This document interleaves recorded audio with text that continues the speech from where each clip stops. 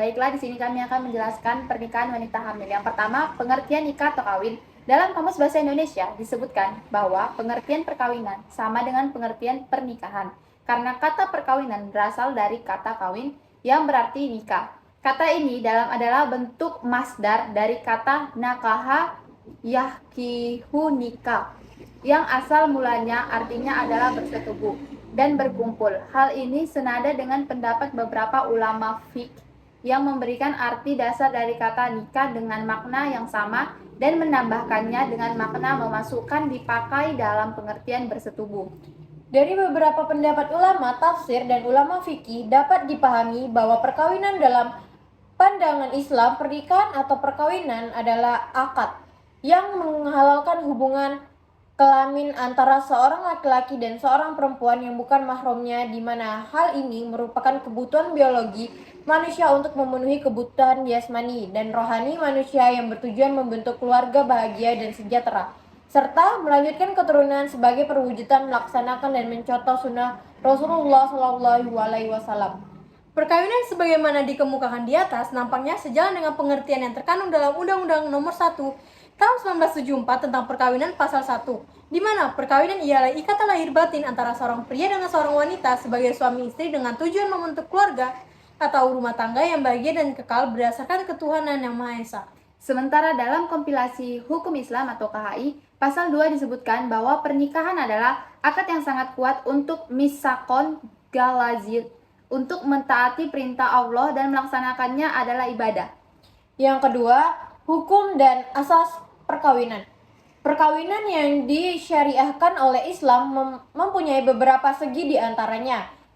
Yang pertama, segi ibadah. Perkawinan mempunyai unsur ibadah. Melaksanakan perkawinan berarti melaksanakan sebagian dari ibadah dan berarti pula telah menyempurnakan sebagaimana dari agama. Yang kedua, segi hukum. Perkawinan merupakan suatu perjanjian yang kuat. Quran Surat An-Nisa ayat 21. Dalam arti perkawinan tidak dapat ditegaskan tanpa persetujuan dari pihak-pihak yang berkepentingan dan akibat perkawinan. Masing-masing pihak terkait oleh hak dan kewajiban bagi suami dan hendak berpoligami ditentukan syarat-syaratnya, termasuk jika terjadi pemutusan hubungan. Perkawinan harus melalui prosedur dan alasan-alasan kuat. Yang ketiga, dari segi sosial, yang dimana perkawinan bertujuan membentuk keluarga yang diliputi rasa saling cinta mencintai dan rasa kasih sayang antara sama anggota keluarga. 3 syarat dan rukun nikah perkawinan. Mengenai rukun dan syarat sahnya suatu pernikahan menurut hukum Islam sebagaimana disimpulkan oleh Ansari Thoib adalah: pertama, adanya calon suami; kedua, adanya calon istri; ketiga, adanya 2 orang aksi; keempat, ijab dan qabul; dan kelima, adanya mahar atau mas kawin. Sedangkan syarat sah nikah adalah persetujuan kedua mempelai, kedua mahar atau mas kawin, dan ketiga adalah tidak boleh melanggar larangan-larangan perkawinan umat Islam adalah pencatatan. Yang keempat, tujuan dan hikmah perkawinan. Abbas Al-Mahmud Al-Akkad mengemukakan bahwa perkawinan di samping bertujuan untuk melestarikan keturunan yang baik, juga untuk mendidik jiwa manusia agar bertambah rasa kasih sayangnya, bertambah kelembutan jiwa dan kecintaannya, dan akan terjadi perpaduan perasaan antara 2 jenis kelamin, sebab antara keduanya ada perbedaan cita rasa, emosi, kesanggupan mencintai, kecakupan, dan lain-lain. Adapun hikmah yang terkandung dalam suatu perkawinan diantaranya adalah: Yang pertama, menyalurkan naluri seksual secara sah dan benar. Yang kedua, cara paling baik untuk mendapatkan anak dan mengembangkan keturunan secara sah. Yang ketiga, menyalurkan naluri kebapakan dan keibuan. Yang keempat, memupuk rasa tanggung jawab dalam rangka memelihara dan mendidik anak-anak sehingga memberi motivasi yang kuat bagi seorang untuk membahagiakan orang-orang yang menjadi tanggung jawabnya. Baiklah, materi selanjutnya adalah B. Tinjauan tentang pernikahan ulang wanita hamil karena zina menurut hukum Islam dan hukum positif. Pertama, pernikahan wanita hamil karena zina menurut KHI dan fikih. Dalam pernikahan wanita hamil di luar nikah, para imam mazhab fikih berbeda pendapat apakah wanita yang hamil itu boleh melangsungkan perkawinan dengan laki-laki yang mengambilnya atau dengan laki-laki lain. Tetapi ada pula pendapat imam mazhab yang tidak memperbolehkan wanita yang hamil itu melangsungkan perkawinannya. Menurut Imam Abu Hanifah, wanita hamil akibat zina boleh melangsungkan perkawinan dengan laki-laki yang mengambilinya atau dengan laki-laki lain wanita hamil karena zina itu tidak ada idahnya. boleh melangsungkan perkawinan tetapi tidak boleh melakukan hubungan seks hingga dia melahirkan kandungannya. Menurut Imam Al-Syafi'i, hubungan seks karena zina itu tidak ada idahnya. Wanita yang hamil karena zina itu boleh dikawini dan boleh melakukan hubungan seks sekalipun dalam keadaan hamil menurut pendapat yang sah. Status perkawinan wanita hamil dalam kompilasi hukum Islam di Indonesia disebutkan pada bab 8 pasal 53 ayat 1, 2, dan 3, yaitu ayat pertama, seorang wanita hamil di luar nikah dapat dikawinkan dengan pria menghamilinya. Ayat kedua, perkawinan dengan wanita hamil yang disebutkan pada ayat pertama dapat dilangsungkan tanpa menunggu lebih dahulu kelahiran anaknya. Ayat yang ketiga, dengan dilangsungkannya perkawinan pada saat wanita hamil tidak diperlukan perkawinan ulang setelah anak yang dikandung lahir. Pasal 53 ayat 2 KHI menyatakan bahwa perkawinan wanita hamil itu benar-benar dilangsungkan ketika wanita itu dalam keadaan hamil, sedangkan kelahiran bayi yang dalam kandungan tidak perlu ditunggu. Dalam KHI, perkawinan wanita hamil akibat perbuatan zina tidak mengenal idah. Pasal 53 ayat 1 dan 2 tersebut semacam ada sikap yang tidak konsisten. Dikatakan demikian karena apabila pedoman kepada pasal 53 ayat 2 KHI tersebut ternyata hanya berpedoman kepada formalitasnya saja, yaitu karena wanita hamil tersebut belum pernah menikah, maka kemudian ketentuan yang berlaku baginya adalah hak kegadisan walaupun kenyataannya wanita itu telah hamil. Kemudian, pasal 53 ayat 3 menyatakan bahwa dengan dilangsungkan perkawinan pada saat wanita hamil tidak diperlukan lagi perkawinan ulang. Setelah anak yang dikandung lahir, adanya ketentuan bahwa perkawinan tersebut tidak perlu diulangi lagi. Maka menjadi isyarat bahwa perkawinan perkawinan terdahulu telah dinyatakan sah. Baiklah, materi yang kedua adalah tentang nikah siri. Pengertian nikah siri dilihat dari kata-kata siri itu berarti bersembunyi-sembunyi atau tidak terbuka. Jadi nikah siri berarti nikah sesuai dengan ketentuan agama Islam tetapi tidak dicatat di dalam pencatatan administrasi pemerintah atau KUA, atau nikah sesuai dengan ketentuan agama Islam dan dicatat oleh pencatat nikah tetapi tidak dipublikasikan dalam bentuk walimah. Pernikahan siri sering diartikan oleh masyarakat umum dengan A. Pernikahan tanpa wali. Pernikahan semacam ini dilakukan secara rahasia atau siri, dikarenakan pihak wali perempuan tidak setuju atau karena menganggap absa pernikahan tanpa wali atau hanya karena ingin memuaskan nafsu syahwat belaka tanpa mengindahkan lagi ketentuan syariat. B. Pernikahan yang sah secara agama Islam namun tidak dicatatkan dalam lembaga percatatan negara. Banyak faktor yang menyebabkan seseorang tidak mencatatkan pernikahannya di lembaga pencatatan sipil negara. C. Pernikahan yang dirahasiakan karena pertimbangan-pertimbangan tertentu, misalnya karena takut mendapatkan stigma negatif dari masyarakat yang terlanjur menganggap tabu pernikahan siri atau karena pertimbangan-pertimbangan rumit yang memaksa seorang untuk merahasiakan pernikahannya. Istilah nikah siri atau nikah yang dirahasiakan memang sudah dikenal di kalangan para ulama. Hanya saja, nikah siri yang dikenal pada masa dahulu berbeda pengertiannya dengan nikah siri pada saat ini. Dahulu yang dimaksud dengan nikah siri yaitu pernikahan sesuai dengan rukun-rukun perkawinan dan syarat menurut syariat Islam. Hanya saja saksi diminta tidak memberitahukan terjadinya pernikahan tersebut kepada halayak ramai, kepada masyarakat, dan dengan sendirinya tidak walimatul ursi. Adapun nikah siri yang dikenal oleh masyarakat Indonesia sekarang ini adalah pernikahan yang dilakukan oleh wali atau wakil wali dan disaksikan oleh para saksi, tetapi tidak dilakukan di depan hadapan petugas pencatat nikah sebagai aparat resmi pemerintah atau tidak dicatat di kantor urusan agama bagi yang beragama Islam atau di kantor catatan sipil bagi yang tidak beragama Islam.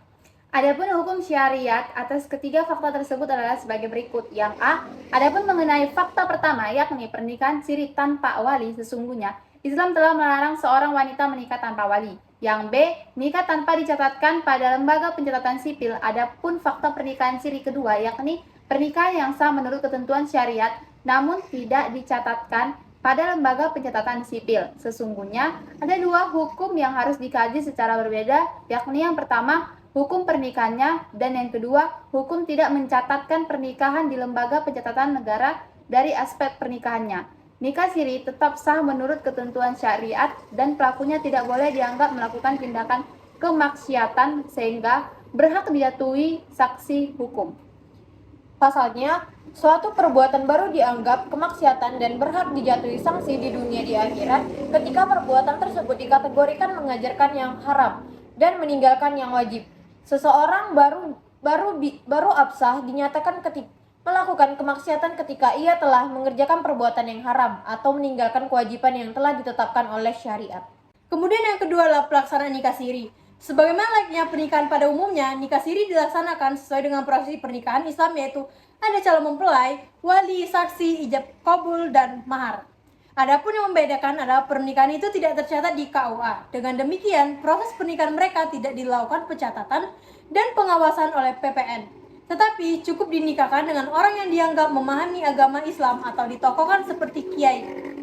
Pendapat yang muncul selama ini bahwa kiai sangat berperan dalam proses pernikahan siri. Sementara itu, pada umumnya pelaksanaan nikah siri yang dilakukan kebanyakan orang berlangsung di rumah. Namun, ada yang mendatangi tempat tinggal kiai.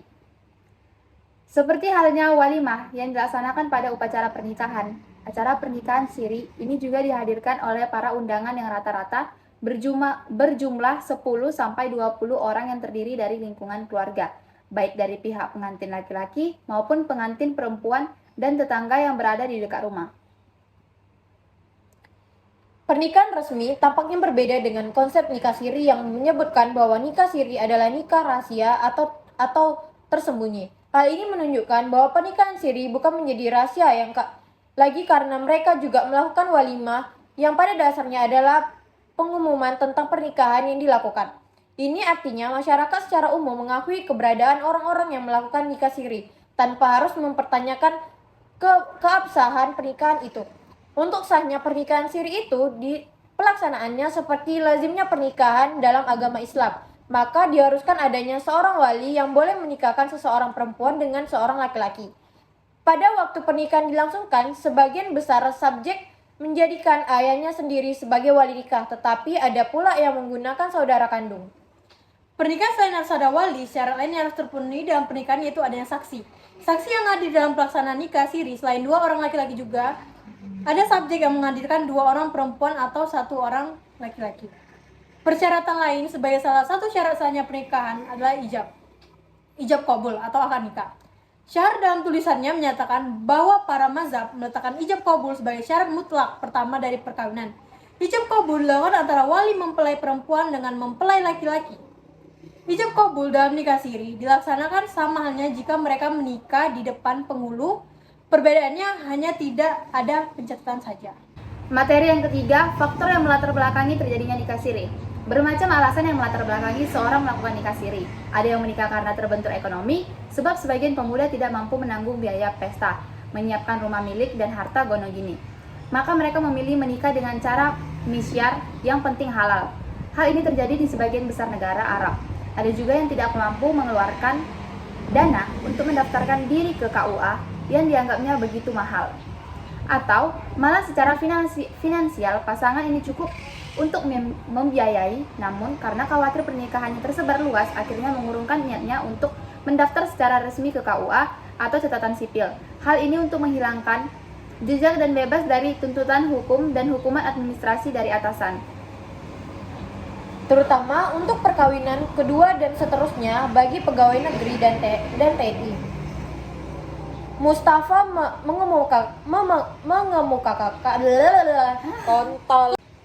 Mustafa menyampaikan bahwa masih banyaknya masyarakat yang menjalani nikah siri disebabkan oleh faktor pertama, faktor di luar kemampuan pelaku seperti untuk menjaga hubungan laki-laki dan perempuan agar terhindar dari perbuatan yang dilarang oleh agama. Tidak adanya izin dari wali, alasan poligami dan tidak ada izin istri pertama serta kekhawatiran tidak mendapat pensiun janda.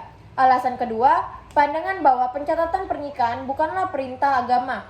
Pendapat lain ditambahkan oleh Ali yang menyatakan bahwa terjadinya nikah siri adalah faktor budaya pernikahan di Indonesia yang mempunyai bentuk seperti itu. Mahalnya biaya untuk pencatatan pernikahan di luar biaya pernikahan resmi seringkali menjadi alasannya. Menurut psikolog Eko Rini Kuntowati, nikah siri juga dilatar belakangi oleh model keluarga masing-masing pasangan. Baiklah, yang keempat adalah nikah siri dalam perspektif hukum Islam. Hukum nikah siri secara agama Islam adalah sah atau legal dan dihalalkan atau diperbolehkan jika syarat dan rukun nikahnya terpenuhi pada saat nikah siri digelar. Rukun nikah yaitu yang pertama adanya kedua mempelai, yang kedua adanya wali, yang ketiga adanya saksi nikah, yang keempat adanya mahar atau mas kawin, yang kelima adanya ijab kabul atau akad. Menurut hukum Islam, nikah siri sah apabila ada wali, saksi, ijab kabul, dan mahar. Di dalam kompilasi hukum Islam pasal 2 ayat 1 ini dijelaskan bahwa sebuah perkawinan adalah sah apabila dilakukan menurut hukum masing-masing agamanya dan kepercayaannya itu. Ini berarti bahwa jika suatu perkawinan telah memenuhi syarat dan rukun nikah atau ijab kabul telah dilaksanakan bagi umat Islam, maka perkawinan tersebut adalah sah terutama di mata agama Islam dan kepercayaan masyarakat.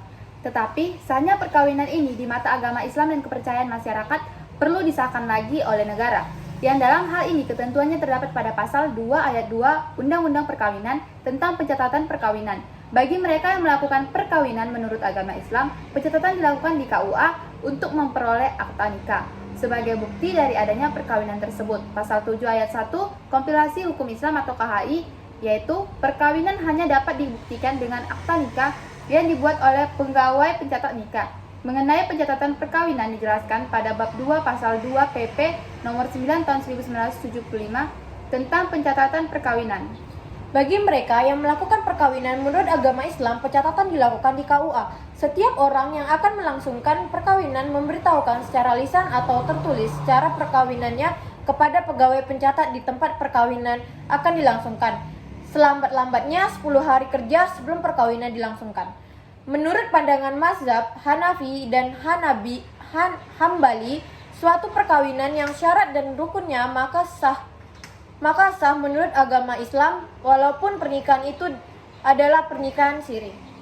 Sedangkan menurut Kiai Hussein Muhammad, seorang komisioner Komnas Perempuan menyatakan, pernikahan pria dewasa dengan wanita secara siri merupakan pernikahan terlarang karena pernikahan tersebut dapat merugikan seorang perempuan, sedangkan Islam justru melindungi perempuan bukan malah merugikannya. Nikah siri sangat merugikan kaum perempuan. Perhatikan kerugian bagi perempuan. Bila terjadi perceraian, istri tidak dapat menuntut haknya ke pengadilan, begitu pula dengan anak yang dilahirkannya. Bila suami meninggalkannya, maka dia bebas tanpa harus mempertanggungjawabkannya. Karena tidak adanya payung hidup, resiko kekerasan dalam keluarga sangat besar dan suami tidak bisa dituntut. Menurut ajaran Islam, nikah itu tidak boleh secara sembunyi-sembunyi, tetapi harus dipublikasikan agar warga, tetangga, handai taulan mengetahuinya. Nabi memberi pesan agar nikah itu dipublikasikan atau diwalimahkan dan disebarluaskan kepada keluarga dan tetangga. Bahkan, beliau menganjurkan agar melaksanakan walimah walaupun hanya memotong seekor kambing. Yang bisa peroleh dari publikasi nikah itu adalah agar terhindar dari fitnah dan buruk sangka orang lain kepada yang bersangkutan, sekaligus menutup adanya kemungkinan yang bersangkutan, khususnya istri, diminati oleh orang lain. Walaupun demikian, mungkin dalam satu kasus nikah siri itu dianggap perlu karena pertimbangan kemasalahan bersama, baik dari pihak suami atau pihak istri. Artinya, nikah siri itu dilakukan dalam rangka penyelamatan yang bersangkutan dari kemungkinan sesuatu mudarat apabila nikah siri itu cepat-cepat dipublikasikan. Selanjutnya, materi yang kelima, dampak yang ditimbulkan dari nikah siri terhadap perempuan dan anaknya. Dampak yang akan timbul dari perkawinan yang tidak dicatatkan secara yuridis formal antara lain. Pertama, perkawinan dianggap tidak sah. Mungkin perkawinan dilakukan menurut agama dan kepercayaan. Namun di mata negara, perkawinan tersebut dianggap tidak sah jika belum dicatat oleh KUA atau kantor catatan sipil. Kedua, anak hanya mempunyai hubungan perdata dengan ibu dan keluarga. Ibu tidak ada hubungan perdata dengan ayahnya. Ini artinya anak tidak dapat menuntut haknya dari ayah. Dengan dilahirkan dalam perkawinan yang tidak dicatatkan, kelahiran anak menjadi tidak tercatatkan pada secara hukum dan hal ini melanggar hak asasi anak atau konvensi hak anak. Anak-anak ini berstatus anak di luar perkawinan. Ketiga, akibat lebih jauh dari perkawinan yang tidak tercatat adalah baik istri maupun anak-anak yang dilahirkan dari perkawinan tersebut tidak berhak menuntut nafkah ataupun warisan dari ayahnya. Secara garis besar, perkawinan yang tidak dicatatkan sama saja dengan membiarkan adanya hidup bersama di luar perkawinan dan ini sangat merugikan para pihak yang terlibat, terutama perempuan. Terlebih lagi kalau sudah ada anak-anak yang dilahirkan. Mereka yang dilahirkan dari orang tua yang hidup bersama tanpa dicatatkan perkawinannya adalah anak luar kawin yang hanya mempunyai hubungan hukum dengan ibunya. dalam arti tidak mempunyai hubungan hukum dengan bapaknya. Nikah siri apabila dilihat dari segi hukum negara menunjukkan suatu pernikahan yang tidak mempunyai perlindungan hukum karena tidak dilakukan percatatan oleh PPN, sehingga pasangan tidak memiliki akta pernikahan. Tidak adanya akta pernikahan ini menyebabkan pasangan tidak memiliki bukti ontetik tentang pernikahannya. Hal ini berarti perempuan tidak memiliki perlindungan hukum sehingga dapat menimbulkan banyak masalah bagi dirinya. Masalah-masalah yang dialami bagi pelaku nikah siri, misalnya, istri ditinggal suami menikah lagi, maka istri tidak dapat meminta pertanggungjawaban suami apabila terjadi perceraian. Maka istri tidak dapat meminta hak-haknya sebagai istri yang diceraikan. Sekian penjelasan materi tentang nikah wanita hamil dan nikah siri. Kami ucapkan terima kasih. Wabillahi taufiq wa hidayah. Wassalamualaikum warahmatullahi wabarakatuh.